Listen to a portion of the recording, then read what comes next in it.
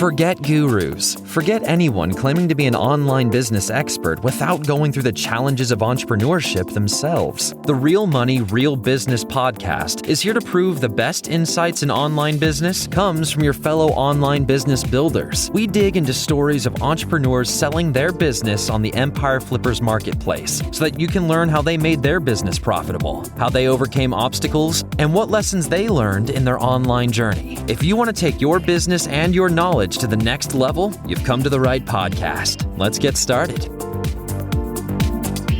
Hey everyone, welcome to another episode of the Real Money, Real Business podcast. We record these interviews so that potential buyers can learn more about the business and the seller to help them make an informed buying decision.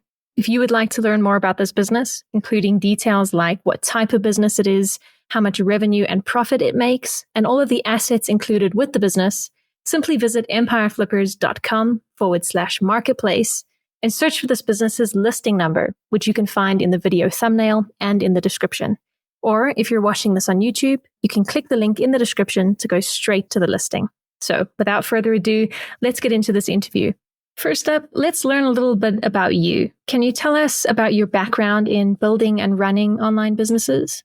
Hi, my name's Steve. I used to work as a travel journalist and a guidebook author. And basically, while I was working on some projects in Scandinavia and living in Sweden at the time, I decided to start this website kind of as like an online alternative to some of the things that were already available in print and often were, outdated and not really researched in such a detailed way. The website started just covering Sweden, in fact, just the city where I was living in Sweden, and then slowly spread out to cover the whole of Sweden, all of Scandinavia, and now some additional Nordic countries too, like Finland and Iceland. As I said, my background was as a journalist, so I was very focused on, the stories, the accuracy, and so on. And then over time discovered SEO and the ability to reach new people at scale and really monetize the website. And then that kind of gave me the bug for running businesses. And since, about 5 years ago, I started an e-commerce business, and that's my main focus now. And that's really the reason for me wanting to move away from this business. Why are you selling the business now instead of keeping it and growing it further? So the business is over a decade old now. It really started as a passion project. I did everything myself initially, basically from visiting hotels and writing about them to editing it, creating the plan for the website and so on. And it was a really, really big part of my life for a while. Starting this website gave me the bug for running businesses more generally. And about 5 or 6 years ago, I started an e-commerce business, which quite quickly overtook this as an income source for me. And so that's my main focus now. My plan is to try and continue growing that and give that all of my energy. So that's one of the main reasons for selling it. Another reason is that some of the avenues that are open for growing this business, and there are a few good ones, they aren't really things that excite me. So I think this would be a better business for someone to run who already has experience, for example, scaling in a more sort of strategic way and using, processes to really increase the amount of content and the amount of outreach that's done for the website to help it grow. Can you describe the amount and the type of work that you do on this business to maintain it? The work on the website is relatively limited now. I do a couple of hours a week, and it's just basically updating stuff, keeping everything fresh, making sure that the content is seasonal. We have an events diary, so making sure that that's kept up to date and has relevant events in it. And just basically, it's more of a sort of a maintenance mode at the moment, but I think there's a lot of potential for someone to come in and put the right processes in place and really help it grow. So if you were to keep this business, what are some of the ways you would try to grow it? One of the first things that I do if I continued running the business is to basically scale up the content in a really smart way. So, for example, some of our best commissions come from expensive tours that are quite unique to the Nordic region. So, for example, Northern Lights tours, snowmobile tours, whale watching trips. And those can have an average order value of $200 or $300 per person. So if you get a group booking those kind of tours, it can be quite lucrative.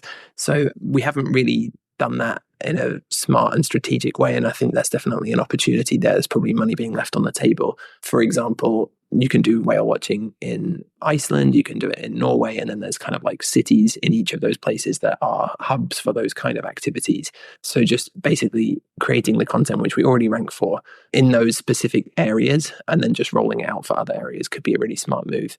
Another thing that we haven't experimented with at all, which seems like a real missed opportunity so far is AI content. So everything on the site has pretty much been written by humans, with the exception of some of the events listings, which are also human edited.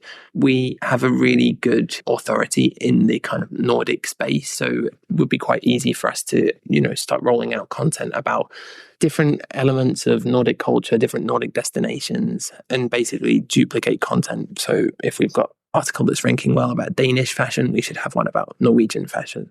And it could be pretty easily fed into ChatGPT or something and then spun out again for a different destination. Another thing that has been lucrative in the past and that I would probably pursue if I had more time to spend on this project would be to sell tours directly. So a lot of our tour income is from sites like Get Your Guide at the moment. So we get 11% commission from them. But it has been possible in the past to work directly with the tour operators as well. There's obviously a bit more involved with that. You're fielding inquiries and so on, but the commissions are considerably higher.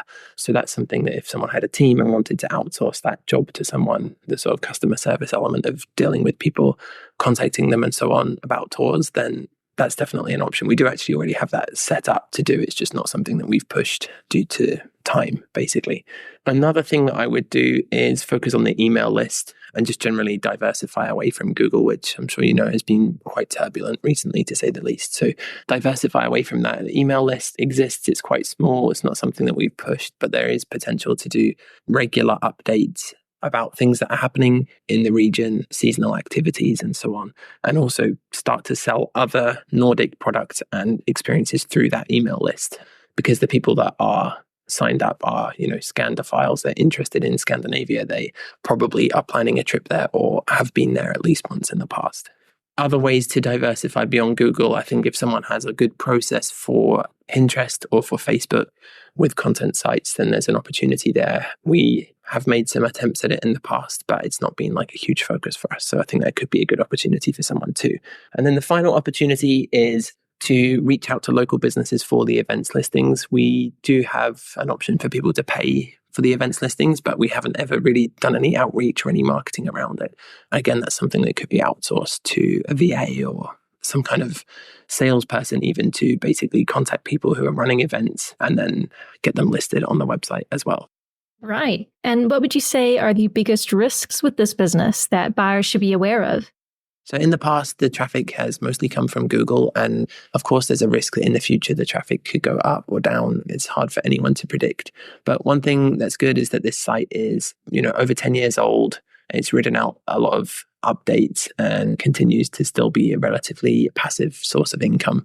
And there are opportunities too in the future for, adding on new elements, capitalizing on the website's authority within its space, and then beginning to rank for, more product focused things. So for example, the tours, working directly with tour providers to get great commission. Those kinds of things are probably more sustainable in the long run than just continuing to publish content and relying on ad or affiliate revenue.